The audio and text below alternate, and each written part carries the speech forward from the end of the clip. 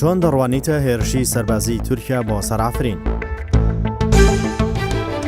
لە دڵمان گرانە بەڕاستی بەرامبەر بە ئەفرین، چونکە دنیا و خەڵکەکانی کە دەهاتنە سەرخەت باسی مافی مرۆڤیان دەکرد کە ئەوڕۆکە ئەو هێرشەکەی سەر ئەفرین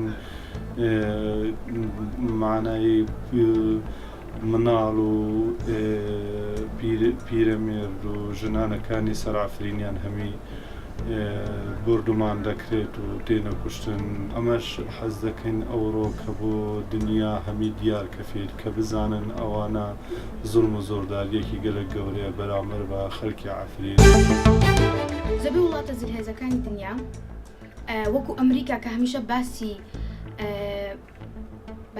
مافی مرۆڤەکە یاخود باسی مافی مناڵەکات، ئەگەر بێت و جارێک بەناو ئەفریندا بڕوات و سەیرێکی بکات تێئەگا کە لەوێ هیچ مافێک نییە بەناوی مافی مرۆڤ، لەوێ هیچ شتێک نییە بەناوی مافی منداڵ، چکە زۆر کەس هەیە بەبێ تاوان لەو شوێنە ئەکوژرێت و شەهید دەبێ بەبێ ئەوەی ئەسڵ و فەسڵێک لەم قسانەی تورکیادا هەبێت کە بڵێت ئەفرین سەر بە تورکیایە. نانەی و هێرشانەی تورکیا دەکەم بۆ سەر کوردانی ئەفرین. من خۆم وەکو کوردێکیش ئاسۆزی خۆم بۆ کوردانی ئەفرین دەردەبڕم.